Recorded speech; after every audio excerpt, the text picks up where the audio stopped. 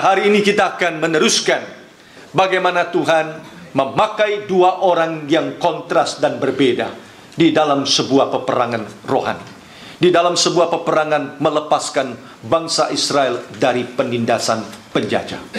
Kedua orang ini dipakai dengan tujuan supaya akhir dari setiap peperangan itu mereka tahu tidak mungkin dan tidak sanggup mereka kerjakan dan lakukan kecuali tanpa pekerjaan dan kekuatan dari Tuhan. Tetapi di akhir daripada kedua peperangan ini melahirkan respon kontras yang jauh berbeda antara Barak dan Gideon.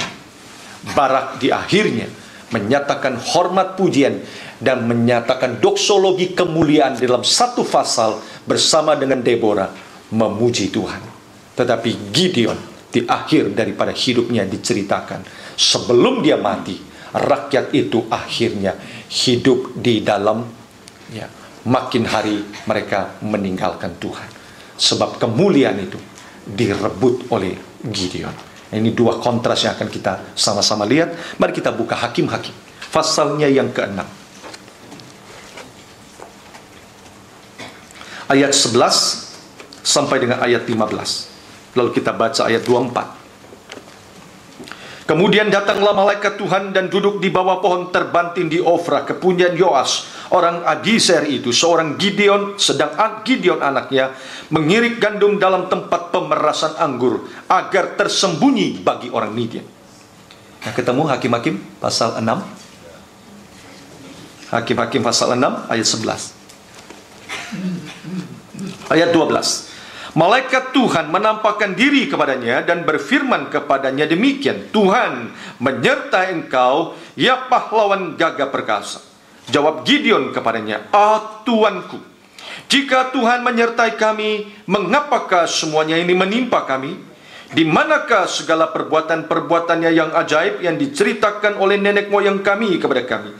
Ketika mereka berkata, bukankah Tuhan telah menuntun kita keluar dari Mesir? Tetapi sekarang Tuhan membuang kami, menyerahkan kami ke dalam cengkeraman orang Midian. Lalu berpalinglah Tuhan kepadanya dan berfirman, pergilah dengan kekuatanmu itu dan selamatkanlah orang Israel dari cengkeraman orang Midian. Bukankah aku mengutus engkau? Tetapi jawabnya kepadanya, Tuhanku, dengan apakah akan kuselamatkan orang Israel? Ketahuilah, kaumku adalah yang paling kecil di antara suku Manasye, dan aku pun seorang yang paling muda di antara kaum keluargaku. Ayat yang ke-24 kita baca sama-sama. 1, 2, ya. Lalu Gideon mendirikan mezbah di sana bagi Tuhan, menamainya Tuhan itu keselamatan. Mezbah itu masih ada sampai sekarang di Ofra, kota orang Abiezer. Pasal ke-7 ayatnya yang kedua. Berfirmanlah Tuhan kepada Gideon, terlalu banyak rakyat yang bersama-sama dengan engkau itu, daripada yang ku kehendaki untuk menyerahkan orang Midian ke dalam tangan mereka. Jangan-jangan orang Israel memegahkan diri terhadap aku sambil berkata, tangankulah sendiri yang menyelamatkan aku. Maka sekarang suruhlah kepada orang rakyat itu demikian, siapa yang takut dan gentar, biarlah ia pulang enyah dari pegunungan Gilead. Lalu pulanglah 22.000 orang dari rakyat itu, dan tinggallah 10.000 orang. Dan Tuhan juga berkata, masih terlalu banyak. Lalu minta minum, lalu di antara mereka hanya 300 orang yang dipakai oleh Tuhan. Saudaraku yang saya cintai di dalam Tuhan Yesus Kristus, alangkah indahnya jikalau seseorang yang mampu dan dia bersedia, seseorang yang mempunyai bakat dan talenta, dan dia memakai dan mempergunakannya, seseorang yang diberi begitu banyak resources yang ada dalam hidupnya, dan tidak disimpan untuk dirinya sendiri, tetapi menjadi berkat dan anugerah di dalam hidup ini. Tetapi betapa sedihnya kita jikalau semua orang memiliki segala sesuatu, kemampuan, keindahan, berkat yang ada, tetapi tidak memiliki kerelaan di dalam hatinya.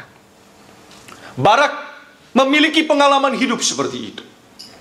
Mampu, punya tentara, punya pasukan, dan tidak ada orang lain yang kepadanya bangsa Israel harus bersandar. Satu-satunya dia pada waktu itu. Dan Deborah minta, dan Tuhan minta melalui Deborah. Dia tidak mau, dia enggan. Tetapi pelajaran berharga dipelajari oleh Barak pada waktu itu. Dia akhirnya menyerahkan diri dan dia bersedia. Tetapi ada konsekuensi yang terjadi. Tuhan berkata, karena dia tidak mau dan dia tidak mau pergi, tetapi akhirnya dia pergi. Kemenangan peperangan didapat oleh Barak, tetapi kehormatan dan kemuliaan Tuhan tidak serahkan kepada Barak, tetapi Tuhan berikan kepada seorang perempuan yang namanya Yael.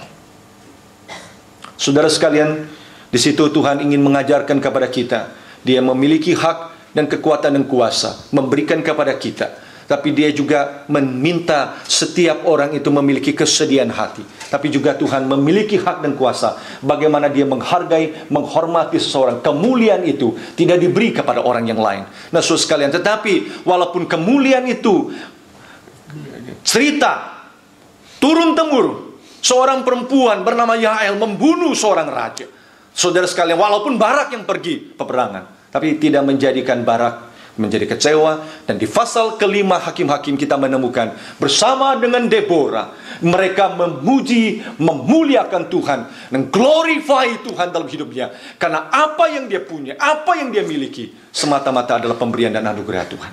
Nah, saya percaya Tuhan, saudara sekalian, indah sekali akhir hidup daripada orang yang menjalani hidup dengan sikap seperti itu. Segala hal yang ada dalam hidupku adalah anugerah dan pemberian dari Tuhan.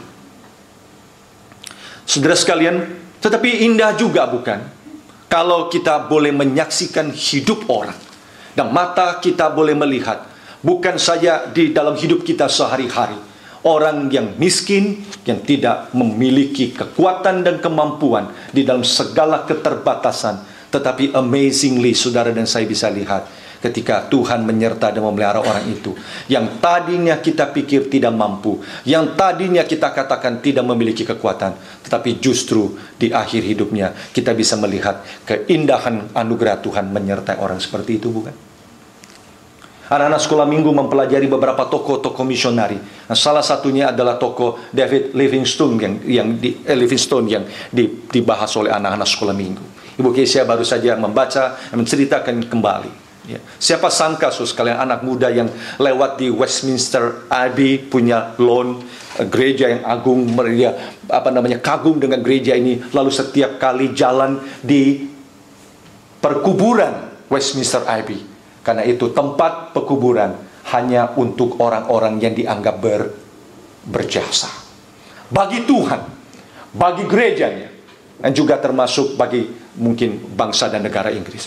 Situ ada beberapa nama-nama orang penting. Livingstone anak muda itu jalan di situ, saudara sekalian.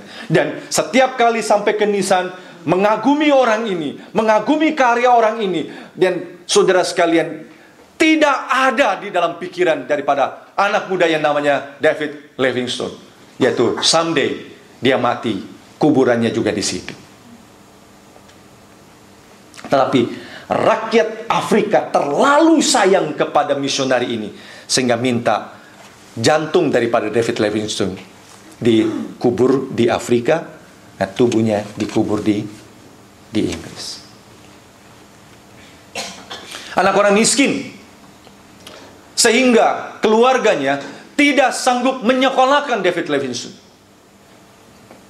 Anak orang miskin harus kerja di cotton mill 12 jam sehari. Tapi karena dia tahu terlalu miskinnya, tidak punya apa-apa, papa tidak sanggup bisa menyekolahkan dia. Dia tidak sedih, dia tidak kecewa. Pulang dari pekerjaan, malam hari mencoba mengambil waktu, belajar sendiri, membaca buku. Itu David Livingstone.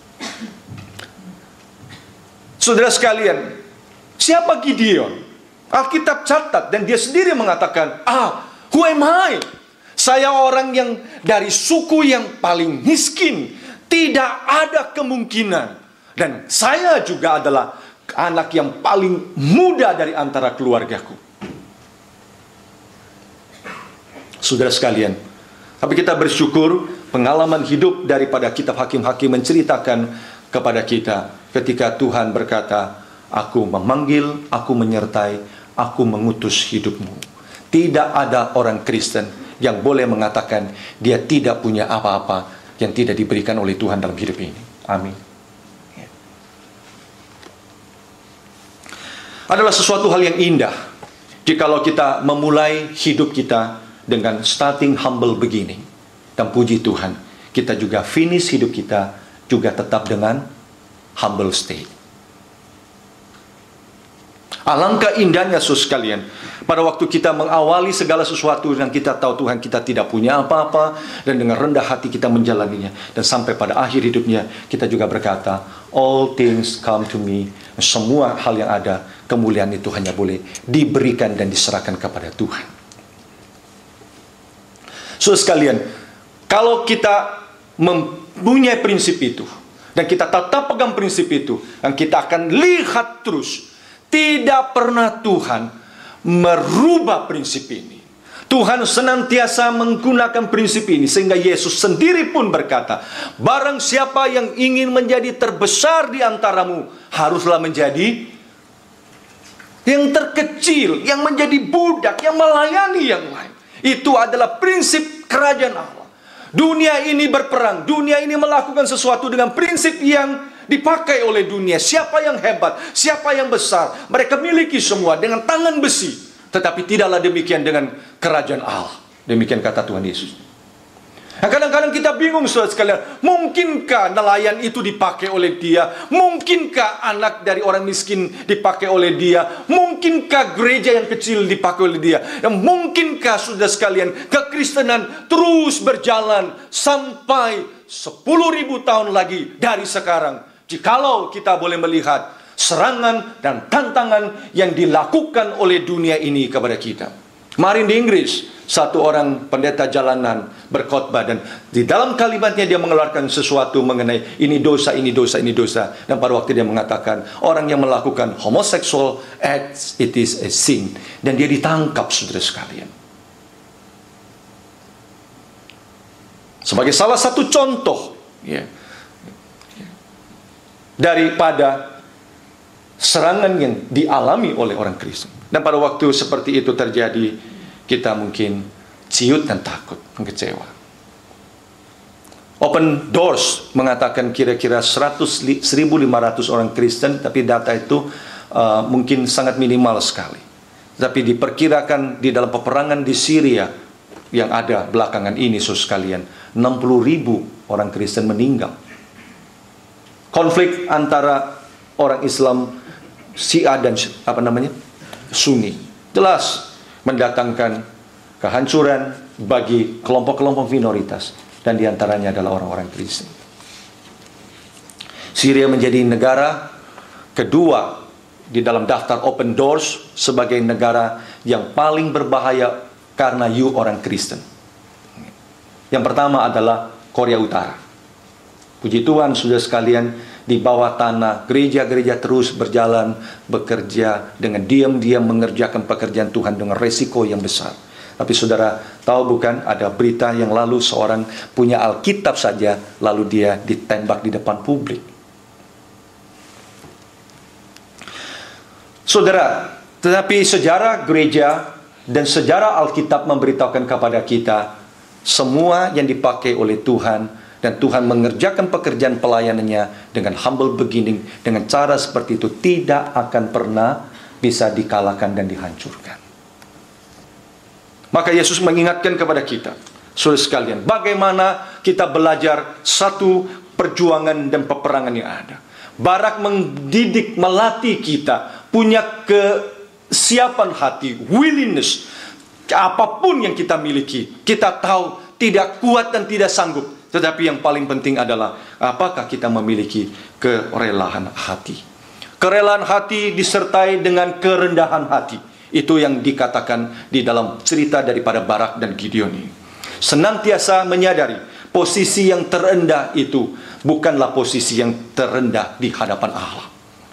Yesus mengingatkan kita, siapa yang ingin terbesar, biarlah kita menjadi hamba dari semua, mempunyai kerelaan hati, menjadi alat Tuhan, mengerjakan apa yang Tuhan inginkan dan beri kepada kita. Bukan itu saja, saudara sekalian, Yesus berkata, Yesus juga memberi contoh. Yesus membasuh kaki murid-murid. Nah, itu merupakan sesuatu hal yang luar biasa, sebab kalau kita melihat konteksnya, itu adalah konteks di mana murid-murid ribut di antara mereka, berkata siapa yang paling besar dan paling dekat dengan Tuhan Yesus. Kepada murid-murid seperti itu, Yesus mengajarkan prinsip yang paling penting, membasuh kaki mereka. So sekalian, tradisi daripada Katolik melakukan pembasuhan kaki. Dan yang melakukan pembasuhan itu adalah Paus sendiri. Lalu mengumpulkan beberapa orang, termasuk orang-orang yang mungkin tidak dianggap dignitas di masyarakat. Lalu Paus mencuci kakinya. Oke, saudara sekalian, mungkin kita memperdebatkan apakah Yesus menginginkan dan memasukkan kita harus melakukan seperti itu. Tetapi Francis Schaeffer, seorang hamba Tuhan, mengeluarkan kalimat yang baik sekali. Dia bilang begini, lebih baik 10.000 kali kita melakukan sakramen pembasuhan kaki, ya, dengan konsep yang keliru itu, daripada kita sama sekali tidak pernah punya keinginan membasuh kaki orang. Lebih baik 10.000 kali kita salah dalam arti kata melakukan satu sakramen yang sebenarnya Tuhan tidak mengatakan itu sakramen, daripada kita tidak punya hati untuk mengambil satu posisi yang rendah di hadapan Tuhan. Gideon setelah menerima ini, saudara lihat responnya indah sekali. Mari kita buka tadi 6 ayat 24, bukan? Alkitab mencatat satu respon yang luar biasa. Setelah Gideon berkata, aku kecil, aku tidak sanggup, tidak mampu, mungkinkah dia masuk ke dalam peperangan bersama dengan Tuhan? Tuhan bilang, mungkin dan bisa, aku beserta denganmu. Lalu kemudian Gideon dikuatkan oleh Tuhan. Nah, hari itu saudara sekalian, dia mencari perkenaan Tuhan. Itu starting yang paling penting dari hidup dia. Dia bangun mezbah. Saya percaya saudara sekalian, mezbah, altar yang dibangun oleh dia sederhana, simple, dan dari bahan batu yang ada. Dia kumpulkan batu itu. Tapi bagi dia yang paling penting hari itu bukan bentuknya, bukan berapa mewahnya dari mezbah itu, tetapi bagaimana hari itu dia sungguh-sungguh mencari Tuhan dan memperkenankan Tuhan di dalam hidup ini. Saudara sekalian, itulah Gideon. Di balik daripada semua hal yang kadang-kadang kita pikir mustahil, tidak mungkin terjadi, Tuhan bisa memberikan kemungkinan dan hal-hal yang mungkin itu terjadi di dalam anugerah Tuhan. Saudara sekalian, di balik daripada setiap kesuksesan kita, ya, selalu harus ada satu kesadaran, kita tidak layak dan kita tidak rasa bahwa itu adalah sesuatu yang menjadi hak bagi kita. Namun puji Tuhan saudara sekalian, tapi sekaligus juga menjadi satu warning dari Tuhan. Sebelum peristiwa itu terjadi, Hakim-Hakim 7 mengingatkan, biar aku poles mendidik daripada Gideon dengan cara supaya dia jangan memegahkan diri, bukan. 32.000 dipangkas oleh Tuhan menjadi 10.000, dipangkas oleh Tuhan menjadi 300. Tapi Tuhan sudah warning di depan, biar kemenangan dan peperangan itu jangan sampai bangsa Israel, lebih-lebih lagi Gideon, memegahkan diri. Dan itu adalah menjadi kekuatan dan kemampuan daripada Gideon. Tapi cerita akhirnya memberitahukan kepada kita, saudara sekalian, mari kita buka Hakim-Hakim pasalnya yang ke-5. Hakim-Hakim pasal yang ke-5. Kita bertemu di tengah ketidakmungkinan, di tengah hal yang kecil dan sederhana. Tuhan memakai Gideon bisa mengalahkan tentara yang begitu besar. Tetapi Kisah pasal ke-8 dan pasal ke-9 memberitahukan kepada kita, saudara sekalian, apa yang dicapai oleh Gideon, ya, kesuksesan yang besar, hal-hal yang mustahil itu berbahaya sekali. Saudara, ada satu bagian yang sangat mengejutkan bagi kita. Ketika Tuhan Yesus mengutus murid-murid pelayanan, Dia memberikan kekuatan dan kuasa kepada mereka untuk bisa mengusir setan. Tetapi setelah peristiwa mereka pergi pelayanan, dan pada waktu Yesus membawa beberapa murid di dalam transfigurasi, diceritakan oleh Alkitab kita, Yesus turun dan terjadi sesuatu yang sangat memalukan di antara murid-murid yang tinggal di bawah, yaitu mereka tidak bisa mengusir setan.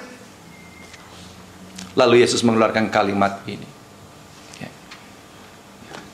Hal itu hanya bisa diusir dengan doa. Banyak orang saya pikir keliru dalam hal ini, seolah-olah berkata bahwa kita perlu mempersiapkan doa. Jadi ada doa khusus. Saya pikir tidak, saudara sekalian. Doa itu justru memiliki maksud dan dimensi. Itulah ciri dan tanda kita berharap, bergantung, bersandar kepada Tuhan. Terlalu gampang, terlalu mudah bagi murid-murid ketika mereka sudah diberikan kekuatan dan kuasa oleh Tuhan, bisa mengusir setan, dan mereka melakukan itu, dan realita terjadi, kenyataan terjadi, dan mereka menganggap itu adalah kekuatan mereka sendiri. Kenapa Yesus mengatakan doa? Supaya mereka kembali lagi disadarkan. Mereka memiliki kekuatan dan kuasa untuk bisa mengusir setan. Itu adalah kuasa dan pemberian dari Tuhan. Dengan berdoa, kita senantiasa menyadari kita itu bersandar penuh, bersandar mutlak kepada Tuhan, dan tidak ada hal yang ada dalam diri kita yang sanggup bisa kita lakukan dan rencanakan, kecuali di dalam doa kita serahkan kepada Tuhan. Saudara sekalian, setelah Gideon mengusir tentara orang Midian ini, saudara sekalian, berbeda dengan hakim-hakim yang lain. Ada dua hal, pasal 8 dan 9. Yang pertama adalah cerita daripada hakim-hakim yang lain selalu diceritakan simple saja dengan satu kalimat. Setelah Barak dan Deborah menang mengalahkan ini, maka tenanglah bangsa Israel. Dan dia memerintah selama beberapa tahun, dan pada masa pemerintahan itu negara itu tenang dan aman. Semua cerita seperti itu. Kecuali dalam cerita daripada Gideon, akhirnya tidak diceritakan satu ayat, tapi diceritakan dengan dua pasal. Karena ada sesuatu yang terjadi di akhir daripada pemerintahan Gideon. Yang kedua, hanya hakim-hakim di bawah daripada Gideon, satu-satunya di dalam catatan yang tidak diangkat, dicari oleh Tuhan, tetapi diturunkan oleh Gideon kepada anaknya yang namanya Abimelek. Coba kita lihat. Oke. Jadi, saudara, banyak hakim-hakim bukan? Ada Yefta, ada Deborah dan sebagainya. Tapi saudara, kalau membaca kisah hakim-hakim, mereka menjadi hakim sebab diangkat oleh Tuhan, dipilih oleh Tuhan. Samson sama, Gideon sama, ya Barak sama, Otniel sama, Yefta sama. Seperti itu. Cuma satu-satunya hakim dicatat dan dia menjadi hakim karena dia anak daripada Gideon. Mari kita buka Hakim-Hakim pasal 9.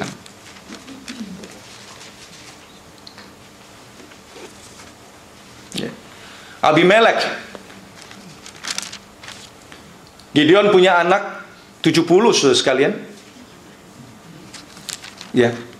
Mau lihat gimana? Hakim-Hakim pasal 8 ayat yang ke-30.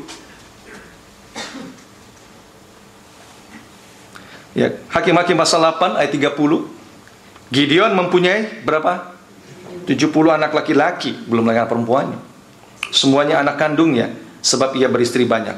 Juga gundiknya, ini adalah concubine. Sehingga Abimelek itu bukan anak resminya. Ya, Abimelek yang tinggal di Sikem melahirkan seorang anak laki-laki dan diberi nama Abimelek. Pasal 9, Abimelek ya, menjadi raja, dan tidak ada indikasi karena Tuhan panggil dia menjadi hakim. Dan setelah dia menjadi raja dengan cara dia bunuh semua ke-70 anak laki-laki itu. Oke. Apa yang terjadi? Apa yang terjadi? Itulah perbedaannya. Yang terjadi adalah ini, saudara sekalian.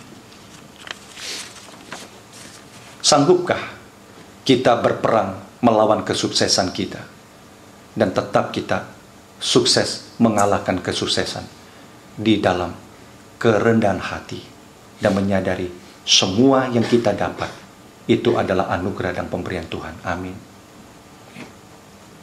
Ada peperangan kita berperang menghadapi kesulitan. Ada peperangan kita berperang menghadapi musuh ancaman dari luar. Ada peperangan kita menghadapi hal-hal yang menjatuhkan kita, kegagalan kita, kesedihan kita. Tapi ada semacam peperangan yang lain. Peperangan yang kadang-kadang orang takabur, yang kadang-kadang orang lupa diri. Peperangan bisa menang atas kemenangan. Terlalu banyak orang justru pada waktu dia menang, dia justru kalah dan jatuh dan gagal. Hari ini kita lihat Gideon. Saudara dan saya pasti akan mengatakan itu kemenangan luar biasa. Tetapi Tuhan wanti-wanti, tujuan hanya pakai 300 orang. Tidak lain dan tidak bukan. Supaya Gideon yang takut itu, yang tadinya bilang saya tidak punya apa-apa, setelah Tuhan pimpin, dia jaya, dia sukses, dia mampu, dia sadar Tuhan, saya bisa semua ini because of you. Tapi sayang, titik itu tidak sampai di situ. Tapi justru yang ada, semakin dia bisa, dia pikir, saya tidak perlu ini, yang lain tidak mampu, saya tidak tolong, saya sanggup dan bisa. Maka dia mengatakan, itu semua karena kemampuan dan kehebatanku. Mari kita lihat pasal ke-8. Ayat yang pertama sampai dengan ayatnya yang ke-3.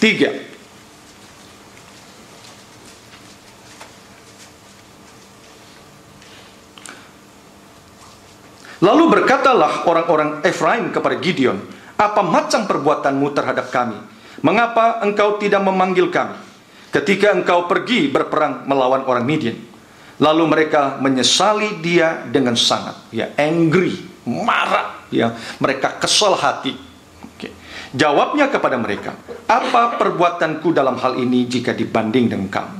Bukankah pemetikan susulan oleh suku Ibrahim lebih baik hasilnya daripada buah anggur kaum Abiezer? Allah telah menyerahkan kedua raja Midian itu, yaitu Oreb dan Seeb, ke dalam tanganmu. Apa yang telah dapat kucapai jika dibandingkan dengan kamu? Setelah ia berkata demikian, maka redalah marah mereka terhadap dia. Saudara, Gideon pergi berperang, kejar kedua raja Midian itu dengan tentaranya. Tidak ada yang bantu. Dikatakan oleh Gideon di sini, yang ikut aku cuma kaum Abiezer. Dia bikin kontras, kaum Abiezer dan suku. Perhatikan itu, dia mengatakan, Efraim itu suku, saya ini cuma kaum Abiezer. Saudara, kalimat daripada suku Efraim ini jelas. Mereka mau mendapatkan kemuliaan dari peperangan itu. Sehingga di akhir waktu ini kemudian mereka baru kejar musuh. Lalu marahlah mereka kepada Gideon. Kenapa lu tidak panggil kita? Intinya sebenarnya adalah mereka juga ingin mendapatkan kehormatan dan kemuliaan daripada peperangan itu. Padahal, saudara sekalian, tidak mungkin mereka mau ikut Gideon dan diperintahkan oleh Gideon yang dari suku kecil. Suku Efraim itu besar. Mana mau mereka disuruh-suruh oleh Gideon. Tetapi Gideon waktu mendengarkan kalimat ini, ya, Timothy Keller di dalam tafsirnya mengatakan, dia mengatakannya dengan diplomasi, meredakan hati mereka. Seolah-olah Gideon menyatakan kalimat bahwa dia itu rendah hati. Tetapi cerita selanjutnya memberitahukan kepada kita, bukanlah demikian. Gideon bilang begini, toh sukumu besar, sukuku kecil. Ya kan? Artinya, you punya kekuatan, kemampuan. Yang kedua dia bilang begini, toh dua raja itu yang bunuh kan kalian. Berarti hasil terakhir kalian sudah capai lebih baik. Nah, kalimat daripada Gideon itu dikatakan oleh Alkitab meredakan kemarahan yang besar daripada suku Efraim. Di mana suku ini pada waktu Gideon pergi berperang? Tidak ikut. Tetapi mereka mau di akhir hormat dan kemuliaan. Nah, selanjutnya kita baca ayat 4 sampai dengan ayatnya yang ke-9. Ketika Gideon sampai ke sungai Yordan, menyeberanglah ia dan ke-300 orang yang bersama-sama dengan dia. Meskipun masih lelah, namun mengejar juga. Saudara garis bawahi itu. Dan berkatalah ia kepada orang-orang Sukot, tolonglah, berilah beberapa roti untuk rakyat yang mengikuti aku ini, sebab mereka telah lelah. Aku sedang mengejar Seba dan Salmuna, raja-raja Midian. Tetapi jawab para pemuka di Sukot itu, sudahkah Seba dan Salmuna itu ada dalam tanganmu, sehingga kami harus memberikan roti kepada tentaramu? Lalu kata Gideon, kalau begitu, apabila Tuhan menyerahkan Seba dan Salmuna ke dalam tanganku, aku akan menggaruk tubuhmu dengan duri, padang gurun dan onang. Maka berjalanlah ia dari sana ke Penuel, dan berkata demikian juga kepada orang-orang Penuel. Tetapi orang-orang itu pun menjawabnya seperti orang-orang Sukot. Lalu berkatalah ia juga kepada orang-orang Penuel, apabila aku kembali dengan selamat, maka aku akan merobohkan menara ini. Saudara sekalian, dua kota ini adalah kota orang Israel. Dan dua kota ini juga bilang begini, nah sekarang lu sudah capek, you sudah tidak punya kekuatan, baru datang ke kita. Oke? Tetapi you mau ya hormati kemuliaan, ya udah kamu beresin aja sendiri. Efraim terbalik. Efraim bilang, kenapa lu tidak panggil kita dari awal? Betul bukan? Padahal dipanggil dari awal juga tidak mau. Cuma kepada Efraim, kata pendeta Timothy Keller dalam tafsirannya, Gideon berdiplomasi karena dia tahu Efraim besar. Berarti Gideon rendah hati kepada suku Efraim bukan karena dia mau rendah hati, karena dia tidak dapat mengalahkan Efraim. Dia hanya kaum Efraim suku. Tapi beda dengan dua kota, Sukot dan Penuel. Kepada dua kota ini, saudara bisa melihat, maka marahlah Gideon di dalam hal ini. Kalau saya pulang, semua pemuka agama akhirnya dicambuk dengan duri nantinya. Dan Penuel akhirnya kotanya dirobohkan menaranya.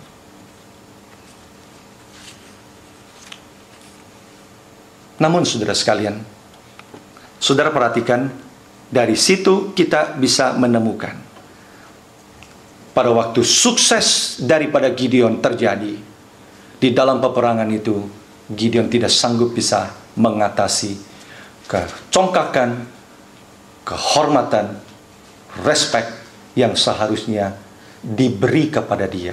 Padahal dia harus menyadari itu harus diberikan kepada Tuhan. Namun ada hal yang penting kita lihat di ayat yang ke-4 dan ke-6 saudara sekalian. Ayat 4 dan ke-5. Di dalam ayat 4 dan ke-5. Gideon bilang, kami sudah letih, lelah, burn out. Sudah capek-capek semua seperti ini. Hormat kemuliaan you mau ambil dan sebagainya. Engkau tidak berterima kasih kepada kita dan sebagainya. Saudara sekalian, mengejar kehormatan diri dari Gideon dan keletihan hidup itu dua campuran koktail yang berbahaya.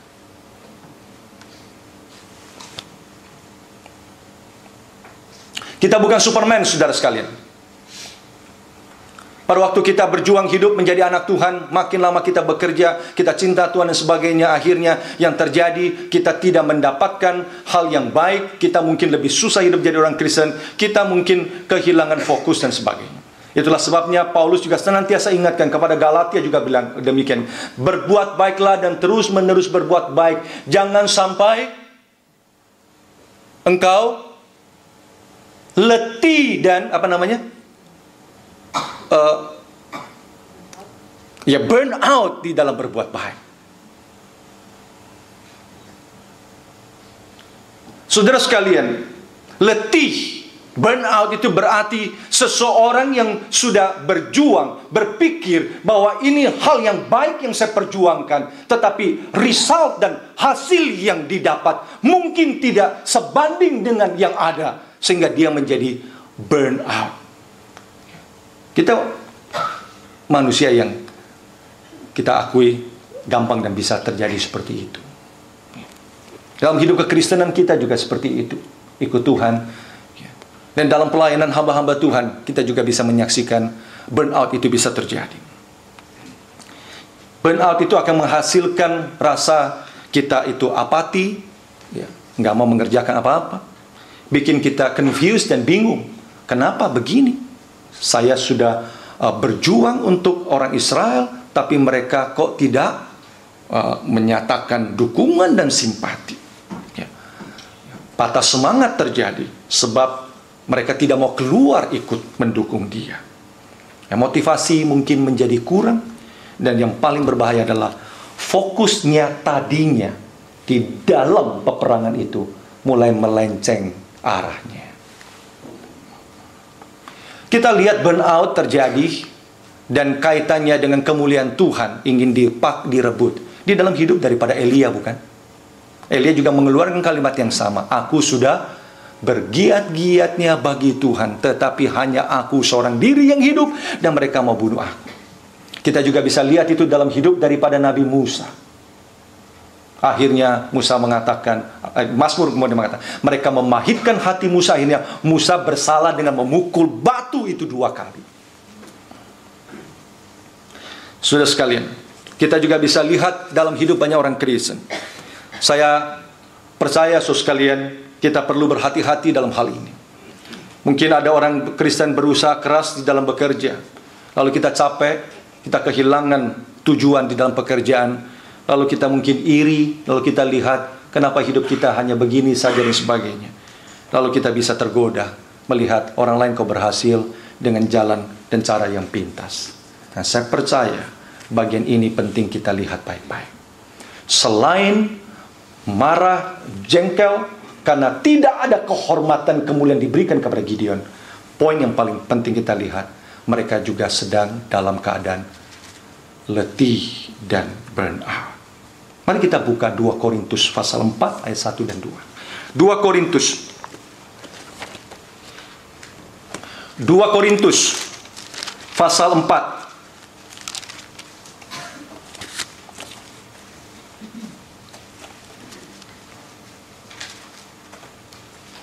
Dua Korintus pasal 4 ayat 1 dan 2.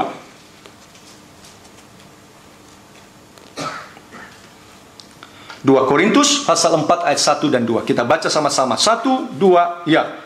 Oleh kemurahan Allah, kami telah menerima pelayanan ini. Karena itu, kami tidak tawar hati. Tetapi, kami menolak segala perbuatan tersembunyi yang memalukan. Sampai di situ saja. Saudara perhatikan konstruksinya. Paulus mengatakan, we never lose heart. But, kata but itu mempunyai maksud, kalau kita lose heart, maka kita akan melakukan hal ini. Tetapi kalau kita tahu itu adalah anugerah Tuhan, kami tidak akan pernah kecewa dan tawar hati. But itu memberikan perbedaan. Orang yang tidak pernah kecewa, orang yang tahu dengan benar, itu adalah kemurahan Tuhan. Dia tidak akan melakukan ini. Tapi pada waktu seseorang itu lose heart-nya, dia mulai tidak melihat itu sebagai kemurahan dari Tuhan. But itu kemudian memberitahukan kepada kita, ini hal-hal yang bisa dan mulai bisa dilakukan oleh orang-orang yang letih dan ditambah lagi merasa mereka tidak mencintai dan menghargai Gideon. Yang pertama kata Paulus, orang yang lost heart atau orang yang letih berbahaya sekali, bisa melakukan hal-hal atau menyetujui dengan tutup mata hal-hal yang shameful terjadi.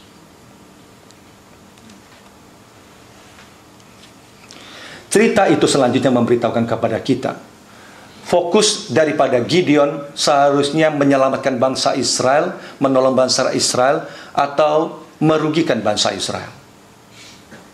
Menolong dan melindungi.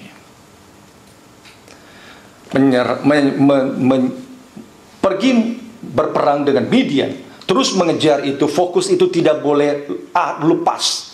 Tapi mereka lepas arahnya, sehingga Alkitab mencatat kepada kita tragis ini terjadi. Dua kota tidak menolong Gideon. Gideon bisa kecewa, bisa marah. Tetapi toh memang dari awal maksud dan tujuan Tuhan memakai dia dengan tentara yang begitu kecil dan sedikit tidak lain dan tidak bukan karena Tuhan beserta dengan mereka, bukan. Rakyat itu takut, rakyat itu sudah lama dijajah, yang ketakutan Salmuna balik lagi dan sebagainya. Justru disitulah Gideon seharusnya memberikan kekuatan kepada mereka. Aku akan melepaskan kalian dalam hal seperti ini. Tapi Alkitab mencatat mereka membunuh rakyat Israel sendiri. Kedua, saudara, kalau kita baca Hakim-Hakim, kita akan menemukan motif daripada Gideon pergi terus mengejar ternyata bukan untuk membebaskan bangsa Israel, tetapi ada keinginan untuk revenge di dalamnya. Mari kita lihat Hakim-Hakim pasalnya yang ke-8, ayat yang ke-18 sampai dengan ayatnya yang ke-21. Saudara bisa melihat di situ, saudara sekalian, akal sehat Gideon hilang di situ dan menciptakan satu trauma yang besar kepada anaknya yang masih kecil waktu itu. Kita akan lihat cerita ini. Hakim-Hakim pasal 8 ayat 18 sampai dengan 21. Kemudian bertanyalah ia kepada Seba dan Salmuna, di manakah orang-orang yang telah kau bunuh di Tabor itu? Jawab mereka, mereka itu serupa dengan kau. Sikap mereka masing-masing seperti anak raja. Kata Gideon, saudara-saudarakulah itu, anak-anak ibuku. Demi Tuhan yang hidup, seandainya kamu membiarkan mereka hidup, aku tidak akan membunuh kamu. Katanya kepada Yeter anak sulungnya, bangunlah, bunuhlah mereka. Tetapi orang muda itu, atau di dalam bahasa asli kids, it's a kid. Kids itu maka bangunlah, bunuhlah mereka. Tetapi kids itu tidak menghunus pedangnya karena ia takut, sebab ia masih muda, masih kecil. Lalu kata Seba dan Salmuna, bangunlah engkau sendiri, paranglah kami, sebab seperti orangnya demikian pula kekuatannya. Maka bangunlah Gideon, dibunuhnyalah Seba dan Salmuna. Kemudian diambilnya bulan-bulanan yang ada pada leher unta mereka. Saudara sekalian, Paulus ingatkan kita, di tengah kita hidup ikut Tuhan, kita mengaku setiap kesuksesan yang kita raih dan kita dapat, to God be the glory. Saudara, kita perlu banyak perasaan yang saya percaya engkau dan saya sangat butuhkan. Pertama, kita dicintai dan dikasih. Feel, love, and love dan to be loved. Kedua, kita feel secure. Yang ketiga, kita feel needed. Amin. Tiga ini bukan? Kita pengen, kita dicintai, mengasihi, kita perlu, kita menghargai orang, secure, kita perlu terasa dibutuhkan orang. Tapi semua keperluan feeling itu adalah feeling yang kita bersifat ke dalam kepada diri kita. Ada feeling yang paling penting. Setiap kali kita bangun, pernahkah kita selalu mengingat kita feel being blessed dari Tuhan? Feel being blessed adalah feeling di mana kita rasa setiap kali kita bangun pagi, kita dapat dan kita terima. Itu bukan karena anugerah yang kita layak dapatkan, tapi semata-mata karena rasa kita diberkati oleh Tuhan dengan indah dan limpah. Amin. Yes.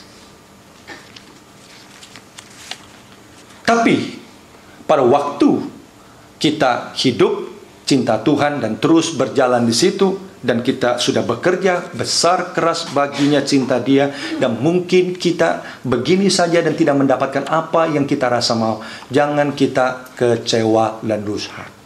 Orang yang letih dan lose heart di situ, hati-hati sekali saudara sekalian, karena di situ mudah sekali kita itu mulai melakukan dan melupakan atau bahkan tutup mata, dan kita approve hal-hal yang shameful yang mungkin dikerjakan.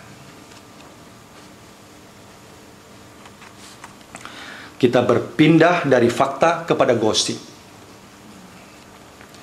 Seorang penjual tukang bakso lihat pedagang bakso di sebelahnya laris dan rame. Dia sudah usaha dengan baik, kerja dengan baik, dia bikin bakso dengan baik, tapi kok bakso di sebelah tetap laris dan rame. Lalu dia mulai lose heart dan mulai approve melakukan hal yang shameful. Lalu bilang di baksonya ada misteri daging tertentu yang bikin enak. Akhirnya bakso itu hancur. Kalau tidak salah peperangan bisnis, masih ingat kan dulu kalau nggak salah, saya ingat, jangan salah antara susu Indomilk dan susu apa itu? Yang susu yang Cak Nona ya. Peperangan antara ini dan sebagainya, pemain ski yang satu akhirnya pukul kakinya yang satu dan sebagainya. Nah, saudara sekalian, itu yang terjadi ketika letih, lesu, dan bahaya sekali kita menyaksikan shameful things dilakukan oleh Gideon. Dia tidak fokus lagi, dia hanya mengejar dengan balas dendam. Tetapi yang paling terakhir adalah, saudara lihat ke Hakim-Hakim pasal 8. Hakim-Hakim pasal 8. Ayat 22 sampai dengan ayat 27, saudara sekalian. Tapi di ayat yang ke-27 yang paling penting. Mari kita baca sama-sama ayat 27, 1, 2, ya.